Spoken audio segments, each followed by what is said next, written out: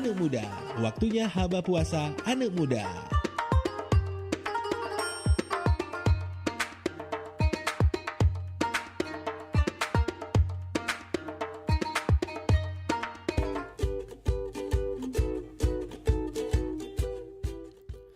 Sembilan 95,2 RRI Pro 2 Lok Sumawi, teman terbaik kamu ya teman-teman Pro 2. Tepat pukul 17 lewat 18 menit waktu Indonesia Barat di hari Minggu 22 Februari 2026 ini. Kita masuk dari segmen HP Anak Muda atau Haba Puasa Anak Muda dengan tema menguatkan kesabaran dan juga empati melalui ibadah puasa. Dan di sore hari ini sudah bergabung bareng sama Bondan ada Ustadz Aziz Ramadan dari Dayah Inna Sunnah, dan serta juga program ini disponsori oleh Bir Ali Tour and Travel, Haji dan Umroh Jadi Mudah.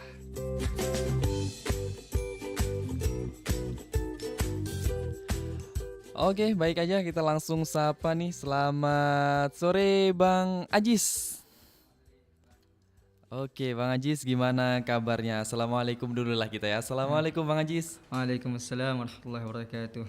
Oke, gimana kabarnya Bang Aziz? Alhamdulillah Bang, baik Bang. Alhamdulillah ya. Bang Aziz nih kegiatan sehari-harinya apa nih Bas? Boleh dijelasin sama kita? Kalau untuk sekarang kegiatan saya di Dayah ini lagi menjalani ujian akhir karena sudah mau kelulusan. Oh, udah mau kelulusan. Berarti tahun keberapa nih Abang di Dayah Bang? Ini udah tahun ke-6 berarti. Oh, udah tahun ke-6, berarti udah mau lulus SMA lah hitungannya ya Bang, kalau aku di sekolah umum ya. Iya Bang. Oke Bang, dan di sore hari ini nih Bang, tema kita adalah menguatkan kesabaran dan juga empati melalui ibadah puasa gitu Bang. Ini kalau aku nih memang bukan lulusan dari Dayah ya Bang ya, jadi agak maklum aja kalau pertanyaannya nanti agak lucu-lucu gitu ya mungkin ya.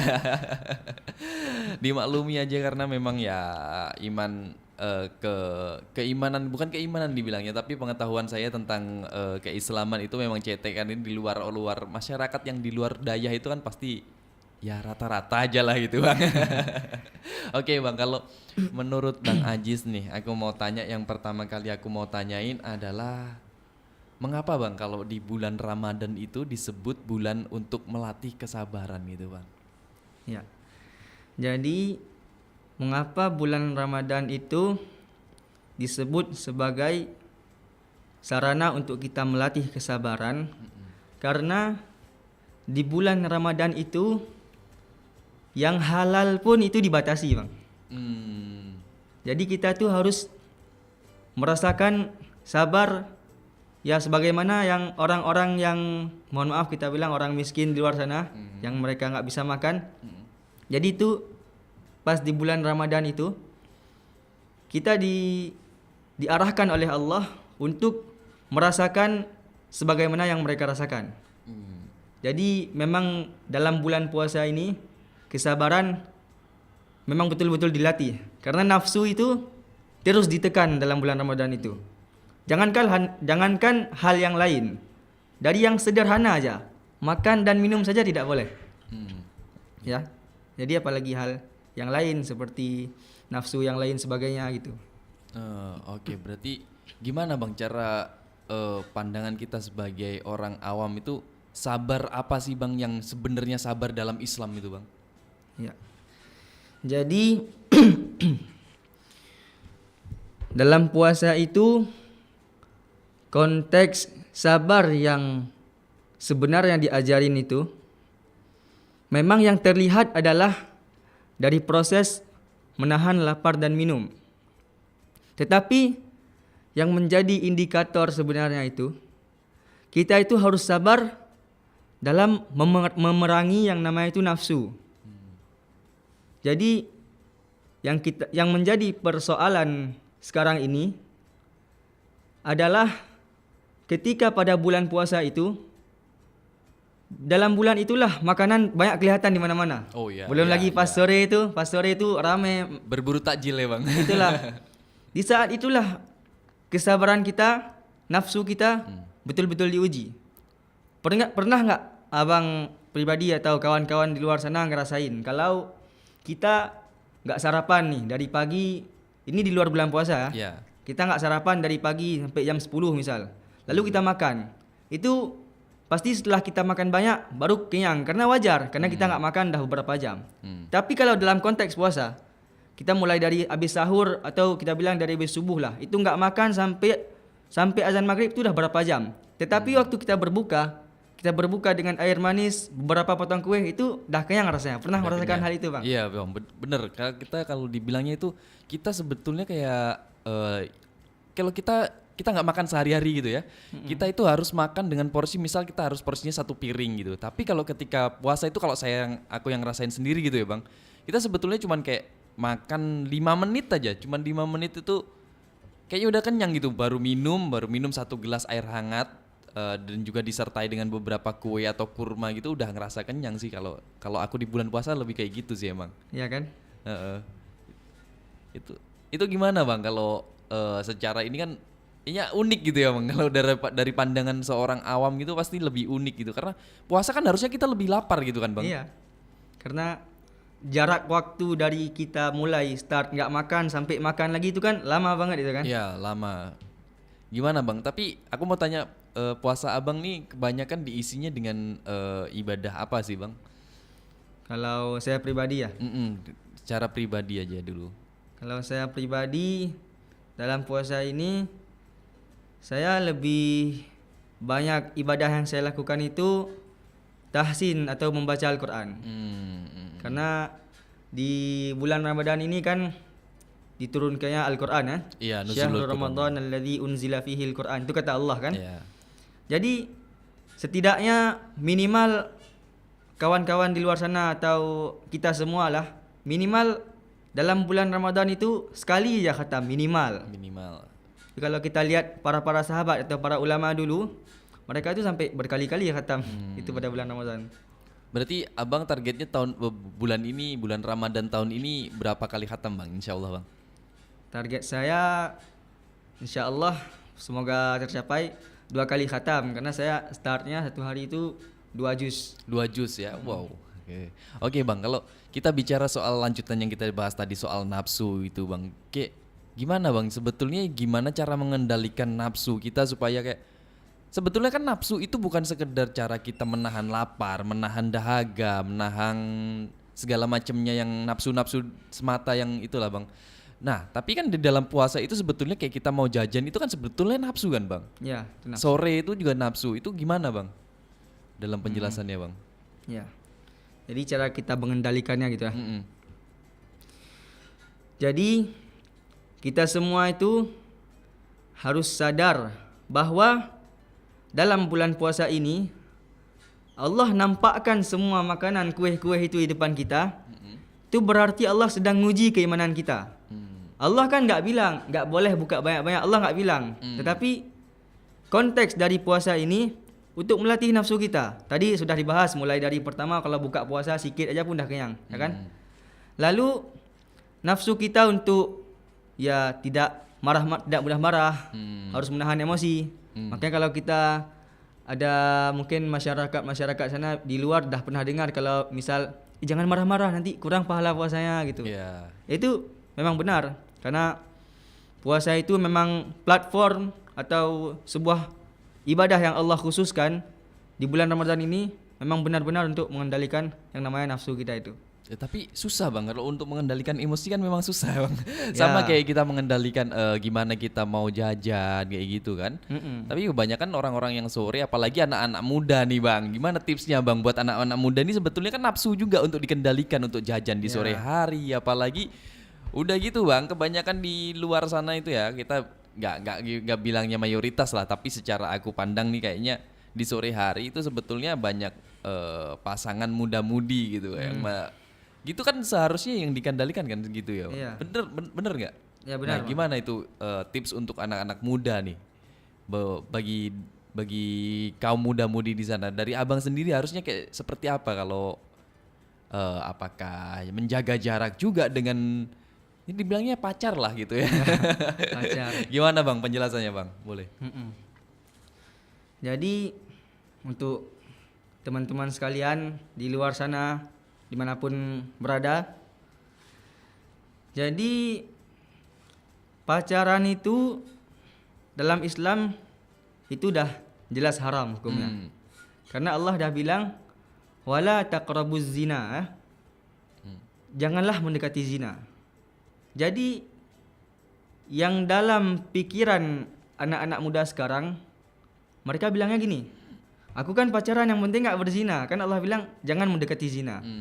Maksudnya itu berzina saja tidak boleh, apalagi mendekati. Kan pacaran itu kan memang bisa dikategorikan mendekati zina, ya kan? Karena pertama yang namanya pacaran itu nggak ada yang pacaran syar'i, yang halal nggak ada. Pacaran yang halal setelah menikah. Ya. Jadi meskipun katanya ini pacaran syar'i bang, kami kan saling mengingatkan solat, saling mengingatkan puasa. Padahal sebenarnya yang hal utama yang harus kita ingatkan solat, puasa itu keluarga kita sendiri bang. Jadi mereka anak muda sekarang mengaitkan hal itu untuk menghalalkan yang namanya pacaran. Padahal pacaran itu memang dah jelas nggak ada dalil yang menghalalkannya, bahkan yang ada malah dalil yang mengharamkannya itu pacaran itu. Jadi dalam bulan puasa ini ya bilang sama pacarnya, adik kita sama-sama bertaubat kepada Allah. Ini kita dah salah, dah dosa. Ini Allah masih baik sama kita, masih mempertemukan kita dalam bulan Ramadan. Kita masih Allah beri nyawa untuk bulan Ramadan ini ya. Jadi ya sudah, ngomong baik-baik, usahakan memang harus ya untuk akhiri. Bilang yang cowok ni ya, bilang adik dalam bulan Ramadan ini kan kita Allah ijabah doa ya.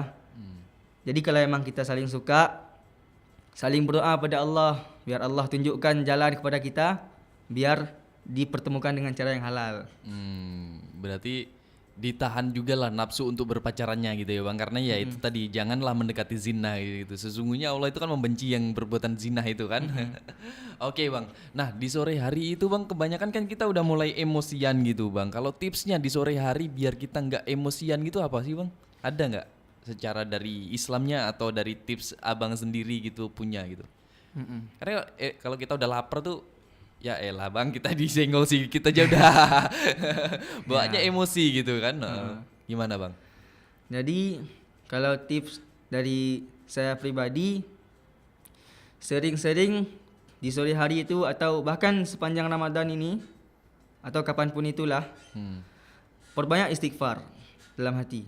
Istighfar, atau kalau lagi duduk, kalau emang dah lapar kali nggak sanggup ngaji lagi, istighfar dalam hati je. Dalam hati, astagfirullah, astagfirullah. Dalam Ramadan ini menjadi kesempatan buat kita untuk ingat dosa-dosa. Jadi pikiran kita itu kita alihkan dulu dari aduh sebentar lagi mau makan ni, tak tahan lagi. Kita alihkan dulu sebentar. Kita alihkan kan kalau berdoa di waktu-waktu mau dekat buka puasa itu enggak akan tertolak. Itu ada hadis Rasulullah bilang. Jadi kalau berdoa di penghujung puasa sebelum berbuka itu insya-Allah enggak akan tertolak. Jadi di situlah menjadi kesempatan bagi kita. Yang pertama sekali kita harus mengingat dosa-dosa kita. Istighfar banyak-banyak, astagfirullah, astagfirullah. Jadi insya-Allah dengan pikiran kita yang teralihkan ke hal itu, insya-Allah kita enggak akan mudah marah gitu, karena kita sadar, ya Allah, saya pun banyak dosa gini. Jadi gitu, Bang. Perbanyak istighfar. Lalu kita juga melihat bagaimana orang-orang di bawah kita di luar sana. Jangan waktu puasa kita merasa kayak kita dah paling diuji, padahal banyak orang di luar sana itu lebih berat lagi bahkan ujiannya. Nah, itulah Bang yang kita sambungin. Sebetulnya kan puasa ini juga kita selain menahan rasa sabar gitu kan, menguji rasa sabar kita, tapi menumbuhkan rasa empati kita terhadap sesama manusia gitu kan, Bang. Gimana Bang sebetulnya kayak penjelasannya mengapa rasa lapar itu menumbuhkan empati kepada orang yang kurang mampu gitu, Bang? Jadi mengapa rasa lapar itu bisa menumbuhkan empati kepada orang yang kurang mampu? Yang pertama, bulan puasa itu mengajarkan kita untuk gini. Kita enggak cuma diajarkan untuk melatih empati kepada orang miskin, tetapi kita juga belajar untuk merasakan apa yang mereka rasakan dalam skala kecil. Contoh seperti enggak makan, enggak minum. Itu kan ada juga orang-orang miskin di sana itu paling makan sehari sekali atau 2 kali sehari. Jadi kita dalam bulan puasa itu diajarkan oleh Allah untuk langsung merasakan. Jadi enggak hanya sekedar empati, oh kasihan. Coba rasakan langsung. Itu Allah suruh kita untuk merasakan langsung. Jadi kalau kita bedanya empati yang tumbuh dengan kita tidak merasakan langsung dengan empati yang tumbuh dari kita merasakan langsung, itu beda bang. Ya kan? Kalau kita enggak merasakan, mungkin empatinya, oh kasihan mereka, kasih duit, kasih sedekah lah. Tapi kalau kita emang langsung merasakan, kita itu emang langsung tergerak. Ya Allah, rupanya dah banyak kali nikmat yang kau kasih kepada aku. Jadi timbul empatinya itu lebih dahsyat karena kita udah merasakan hal itu langsung bang. Berarti memang manusia itu diciptakan kodratnya itu untuk saling memahami gitu ya bang ya, lebih tepatnya. Nah kalau dulu itu ada nggak sih bang kisah nabi atau rasul gitu ketika saat Ramadan itu dia ketemu seorang, atau di luar bulan Ramadan lah kita bisa kisah-kisah rasul yang bisa menumbuhkan empati kepada umatnya gitu, ada nggak sih bang? Jadi ini bukan kisah rasul, kisah sahabat. Boleh ya. Kisah di mana diriwayatkan ketika Ali bin Abi Thalib ya. Ali bin Abi Thalib itu beliau menikahnya dengan Fatimah. Ya. Jadi suatu ketika Ali bin Abi Thalib itu lagi enggak ada di rumah. Fatimah doang yang ada di rumah itu. Jadi waktu Fatimah berada di rumah sendiri, itu stok makanan tu cuma beberapa butir kurma doang bang. Enggak ada lain, cuma beberapa butir kurma. Lalu datang seorang pengemis, ketok-ketok pintu rumah Ali. Jadi karena pada saat itu Ali radhiyallahu anhu lagi enggak ada, itu kan yang buka pintu kan Aisyah. Yang buka pintu kan Fatimah. Ya. Jadi dilihatnya lah pengemis tu minta makan, tolong beri saya makan, apapun itu, saya sudah lapar, tidak tahan lagi. Jadi karena tumbuh rasa empati dari Fatimah, dia kasihlah semua kurma itu. Padahal untuk diri sendiri pun tinggal kurma itu yang menjadi stok makanan gitu loh. Dikasihnya langsung. Lalu pengemis itu pergi. Lalu baru Ali bin Abi Thalib pulang.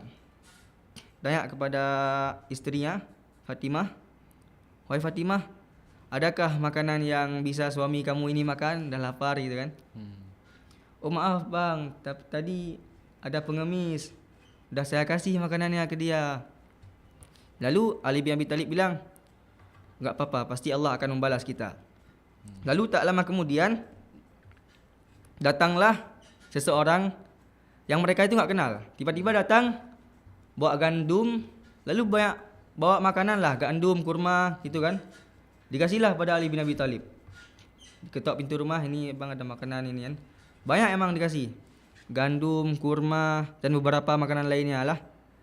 Lalu orang itu pergi. Lalu Ali berkata pada Fatimah, "Inilah balasan yang Allah langsung berikan kepada kita." Jadi teman-teman, enggak usah takut berempati kepada orang yang membutuhkan. Karena Allah itu enggak pernah tidur dari melihat hamba-hambanya. Allah enggak akan pernah lupa dari kebaikan yang hamba-hambanya lakukan. Allah enggak akan pernah membiarkan amal soleh seorang hamba itu sia-sia.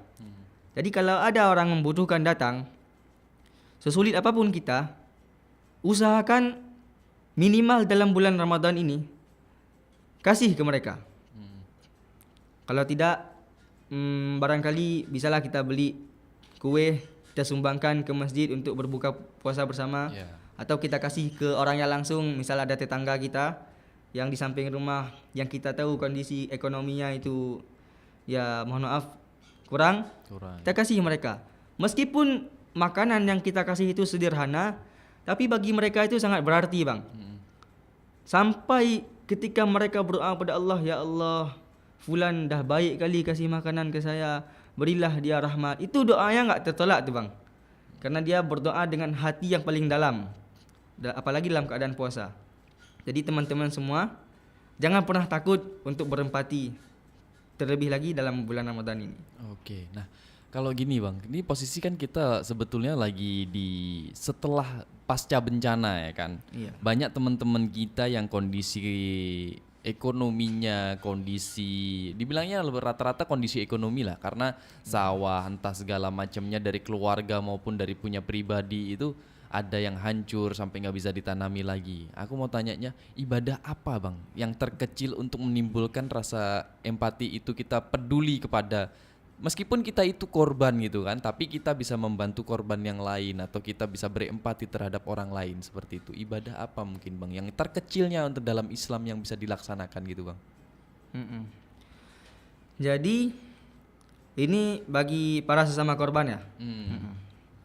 Jadi bagi para sesama korban ya, kita sama-sama berdoa pada Allah semoga bisa normal kembali seperti dulu.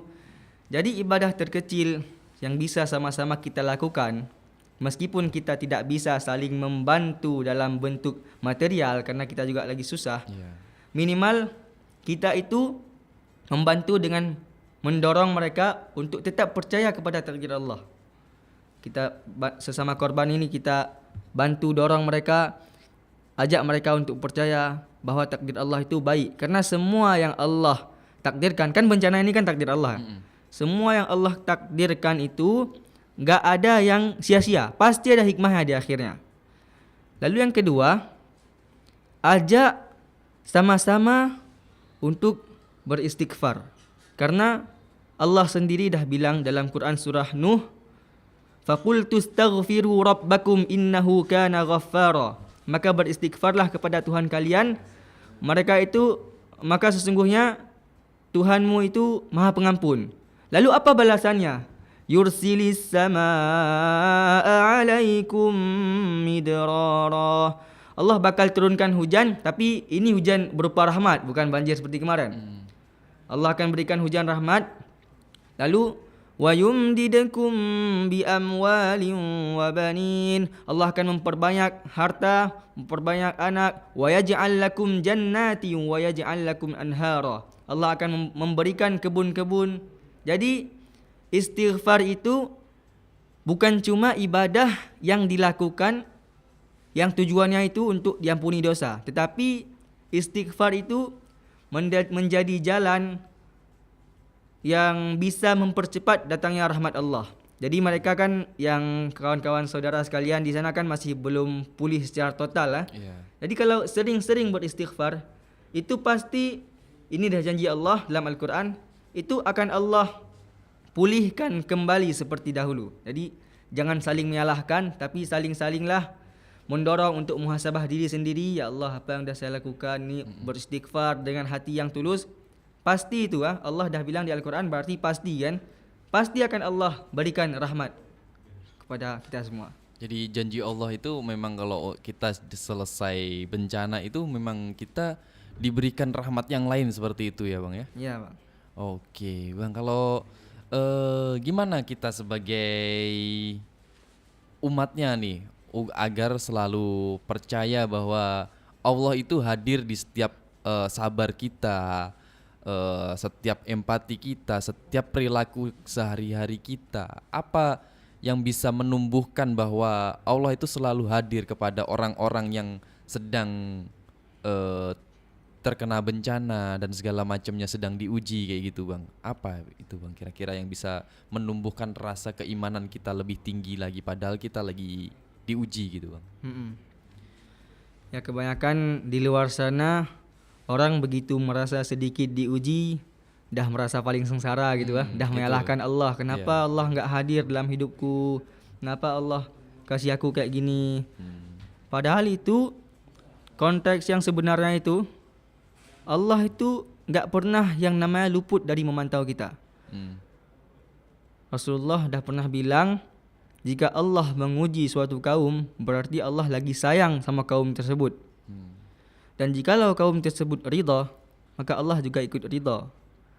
Dan kalau kaum tersebut malah tidak ridha, bahkan tidak menerima, bahkan keluar dari ketaatan, maka Allah juga akan ikut murka. Jadi teman-teman sekalian, ingat Allah lagi sayang sama kita. Jangan sampai karena kita tidak menerima kasih sayangnya Allah tu berubah menjadi kemurkaan Allah. Itu yang pertama. Yang kedua, ketika kita lagi diuji, kita itu harus melihat yang di bawah kita. Seperti misal gini, kita di Aceh sini banjir bandang, itu kan yang rusak lingkungan. Tetapi kita masih bisa solat 5 waktu. Ya. Coba kita lihat dengan saudara-saudara kita sesama Muslim yang di Palestina sana. Di Palestina, mereka itu jangankan untuk makan, untuk solat pun mereka harus merasa was-was. Diintai dengan peluru dari segala arah. Ya, tetapi mereka tetap solat. Mereka tetap solat meskipun ada juga baru mungkin dah sering terjadi ada yang dibunuh ketika solat, lagi solat dibom. Karena mereka percaya Allah itu tidak pernah luput dari hambanya. Seharusnya kita tuh gitu. Ya. Karena kita harus merasakan bahwa ujian kita ni, oh berarti Allah lagi sayang banget sama kita.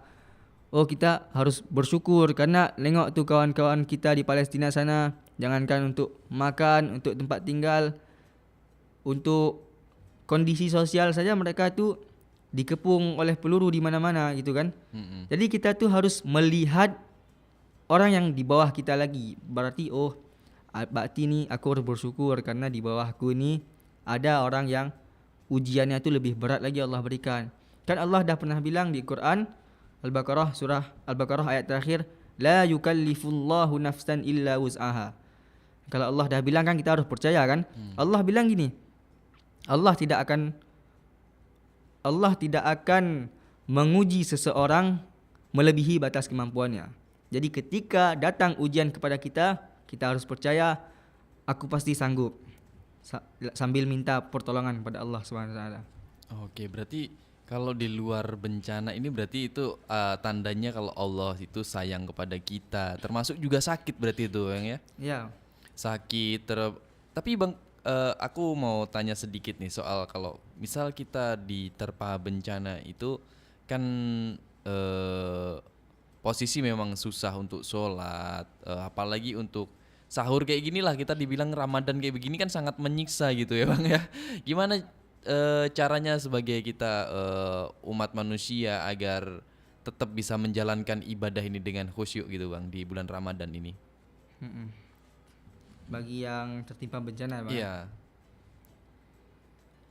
Jadi bagi teman-teman atau bagi kita semua, kita itu di dalam bencana itu agar tetap khusyuk dalam beribadah puasa, harus kita buka hati kita agar merasakan sebagaimana yang saudara-saudara kita rasakan di bencana sana. Seperti kita menumbuhkan empati untuk mengirimkan donasi kepada saudara-saudara kita agar mereka mudah dalam melaksanakan ibadah puasa di sana. Mungkin kenapa Allah timpakan itu kepada mereka? Karena Allah tahu mereka sanggup. Kita di Lok alhamdulillah enggak kena berat seperti mereka kan? Yeah. Mungkin kalau kita tertimpa seperti itu, kita enggak akan sanggup kayaknya mungkin. Kan makanya Allah enggak kasih itu kepada kita. Jadi bagi kita yang enggak terkena musibah ini, kita kan bulan Ramadan ini kan memang harus kita perbanyak sedekah. Jadi mereka itu sangat membutuhkan sedekah daripada kita semua itu loh. Sedikit aja itu sangat berarti bagi mereka. Kayak tadi dibilang sahur sangat tersiksa, apalagi bulan puasa. Karena mereka enggak ada makanan untuk sahur mungkin ya. Ya jadi kita harus mengirimkan sedekah terbaik kita. Karena kan dah kita bahas tadi, Allah itu enggak akan pernah menyia-nyiakan kebaikan seorang hambanya. Dan ingat, tanam dalam hati kita semua, apapun kebaikan yang kita perbuat, Allah itu enggak akan pernah lupa. Itu langsung dicatat dalam buku amal dan pasti itu akan Allah datangkan balasannya untuk kita. Jadi empati kita kuatkan. Kita kirim donasi kepada saudara-saudara mereka, kita kirim donasi kepada saudara-saudara kita, mereka-mereka di sana ya. Jangan pernah takut untuk berempati atau mengirimkan donasi kepada mereka. Karena kita jangankan dalam konteks Islam, kita ingat juga kita ini sesama manusia. Jadi harus saling membantu supaya kita semua merasa dalam Ramadan ini merasa sama-sama khusyuk dalam melaksanakan ibadah puasa. Oke, iya Bang. Karena ya setiap ganjaran atau sedekah yang kita kirimkan itu kan berlipat ganda, apalagi di bulan Ramadan, bener nggak bang ya? Iya bang. Oke, nah bang, aku bergeser sedikit nih. Aku mau agak tanya tentang ini. Kan kalau kita udah mulai, ini kan puasa udah masuk ke hari keempat ya bang ya. Iya. Nah, gimana caranya tetap menjaga semangat nih bang? Biasanya kan anak-anak muda nih bang, di awal-awal itu kan puasanya tuh rajin, tarawihnya rajin, sholatnya rajin, ngajinya rajin, segalanya pokoknya amal ibadah itu 10 hari pertama dibilangnya rajin lah ya bang. Nah, ketika udah memasuki 10 hari kedua atau udah memasuki akhir-akhir Ramadan tuh, kalau akhir Ramadan aku yakinnya mereka udah mulai gencar lagi lah ya kan. Tapi kalau udah mulai di pertengahan itu kan kita udah mulai lesu, udah mulai kendor lah semangat ibadahnya gitu. Nah, gimana bang cara mengatasi supaya kita nggak turun semangat? Tapi semangat kita tetap kayak di awal Ramadan gitu bang. Iya. Itu emang persoalan yang terjadi tidak hanya di kalangan kaum muda tetapi di kalangan seluruh masyarakat muslim Iya. dunia kan. Kalau kita lihat tarawih malam pertama itu masjid ramainya Masya Allah bang. Tapi waktu di 10 pertengahan itu dah mulai kurang. Waktu di 10 terakhir baru ramai lagi kan. Rame lagi. Itu kalau kata guru saya Ustadz Ihsan Zulfandi itu namanya fenomena ekor tikus katanya. Karena ekor tikus yang mulai dari pangkalnya itu besar, tapi waktu ke ujung makin kecil kan. Iya. Itulah fenomena ekor tikus. Jadi yang membuat kita semangat kita itu menurun di pertengahan Ramadan itu setan terus bermain. Ya, setan terus bermain karena tujuan setan itu adalah untuk membuat kita jatuh sejatuh-jatuhnya kan. Setan itu terus bermain menggoyang-goyangkan nafsu kita di pertengahan. Jadi yang saran saya agar semangat kita tetap seperti pertama adalah kita jangan menganggap hari pertengahan itu seperti hari pertengahan. Jadi kita menganggap setiap hari kalau bisa anggap itu seperti puasa pertama. Anggap itu ni besok dah puasa lagi. Jangan seperti itu. Kita anggap Masya Allah besok akan datang rahmat lagi dari Allah. Masya Allah besok masih bisa beribadah. Berarti besok masih bisa.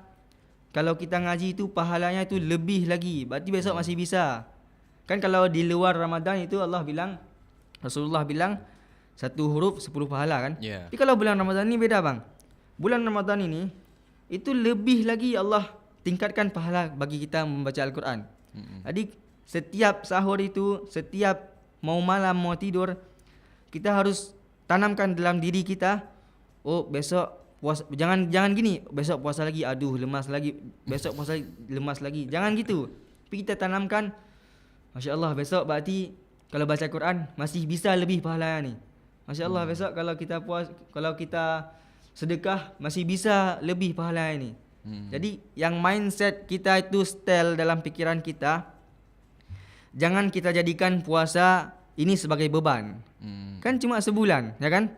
Jadi kita harus mengatur mindset kita. Berarti besok masih ada kesempatan untuk kita beribadah dengan pahala yang lebih Allah lipatkan dari biasanya. Itu bang.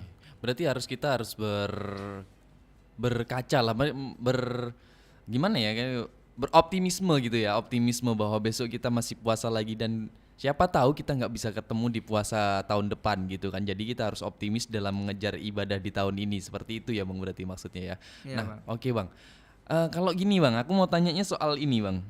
Kalau setan itu kan dibilangnya dibelenggu kan bang, kalau di bulan puasa tuh. Tapi kenapa bang masih banyak aja setan-setan yang lain yang kayak godaan kita untuk siang hari itu ngajakin, ayolah ngapain puasa lah gitu ya kan. Kan kadang ada tuh temen yang zolim lah bang dibilangnya ya. Kita niatnya mau puasa tapi di siang ada yang kayak gitu bang. Nah kenapa ada orang-orang itu, sebetulnya setan itu kan gak ada di bulan puasa itu, tapi kenapa masih orang-orang itu masih menjalankan niat-niatnya setan itu bang. Jadi kan emang ada hadisnya Rasulullah bilang tuh waktu bulan Ramadan setan itu dibelenggu ya kan. Jadi itu bukan dalam konteks pemahaman yang sebenarnya berarti setan dibelenggu semua. Jadi kita enak nih Ramadan, enggak ada yang goda kan. Tapi yang kita lihat di lapangan sebenarnya malah makin banyak gitu kan. Ya Allah, kok makin banyak, katanya setan diikat. Itu sebenarnya kalau kata guru saya, itu yang diikat itu bosnya setan. Ya, iblis. Yang iblis kan mereka akan hidup sampai hari kiamat lah. Mereka itu yang diikat. Tapi anak-anak buahnya itu enggak akan diikat, masih sama aja kayak biasa. Itu pernah terjadi pada masa Nabi Sulaiman alaihissalam. Ada suatu riwayat yang setan itu benar-benar diikat semua. Jadi Nabi Sulaiman pernah minta sama Allah, ya Allah, kalau misalnya enggak ada setan ni kan jadi mudah beribadah kan, enggak ada yang goda. Cobalah tes ya Allah, ikat sehari saja ya Allah, semua diikat. Itu malam Nabi Sulaiman berdoa. Besok paginya Nabi Sulaiman terkejut melihat pemandangan kok enggak biasa ni. Pasar sepi. Pasar sepi bang. Enggak ada kehidupan memang di pasar. Sikit pun enggak ada kehidupan. Roda ekonomi enggak berputar. Waktu lihat semua mereka di masjid. Beristighfar, berdoa, bermunajat pada Allah. Jadi fenomena setan diikat seluruhnya itu pernah terjadi pada masa Nabi Sulaiman alaihissalam. Ya. Jadi sebenarnya dalam bulan Ramadan ini setan itu enggak diikat semuanya. Karena kalau setan diikat semuanya, ujiannya di mana coba? Ya kan? Mereka itu memang dah ditugaskan untuk menggoda. Jadi kalau mereka diikat semua, berarti ujian itu tidak ada ujian itu. Nafsu kita kan susah untuk kontrol nafsu kan? Misal kita sekali bisa kontrol nafsu, okey hari ni enggak makan. Mungkin kita mau beli takjil itu seperlunya aja. Tetapi waktu dah di depan kedai-kedai kuih nanti, datang mereka untuk goyangkan itu. Bang, beli ini bang, beli ini bang, enak kali bang. Jadi konteks yang setan yang diikat itu bos-bosnya setan seperti iblis yang menggoda Nabi Adam. Kan mereka masih hidup sampai sekarang. Allah dah janji akan menghidupkan mereka sampai hari kiamat. Tetapi yang bawahan-bawahannya itu tetap berkeliaran itu bang. Antek-anteknya ya. Oke. Bang, sebagai penutup di sore hari ini di HP anak muda nih bang, aku mau tanya tipsnya supaya anak-anak muda ini tetap sabar dalam menjalankan ibadah puasanya, dalam menumbuhkan rasa empatinya dalam kehidupan di sehari-harinya, terutama di bulan Ramadan ini sebagai awal kita bermunajat untuk lebih baik untuk tahun ke depannya gitu bang. Tipsnya apa bang?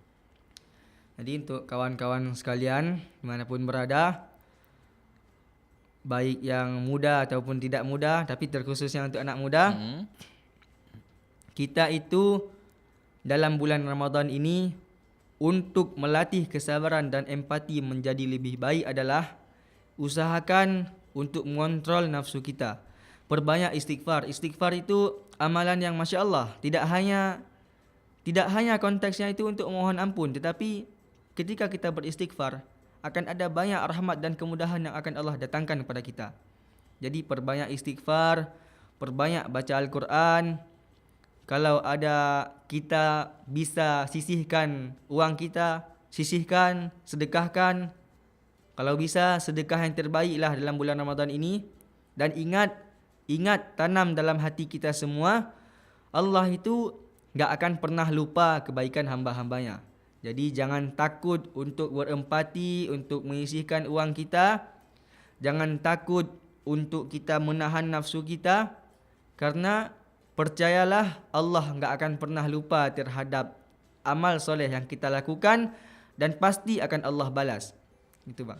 Oke, terima kasih Bang Ustadz Aziz Ramadan di sore hari ini udah menemani di HP Anak Muda, Haba Puasa Anak Muda dengan tema menguatkan kesabaran dan juga empati melalui ibadah puasa. Terima kasih Bang Aziz, semoga bermanfaat untuk teman-teman Pro 2 semuanya. Sama-sama Bang. Oke, Assalamualaikum Bang Aziz. Sampai jumpa kita di lain waktu Bang.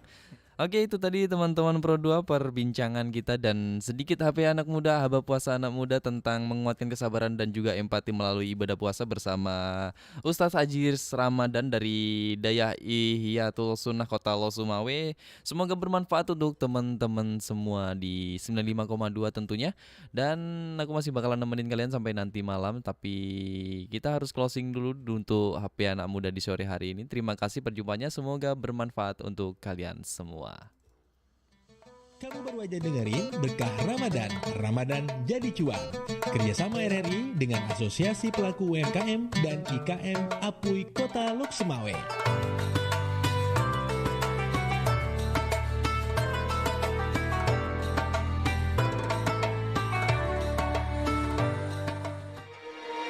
Bersama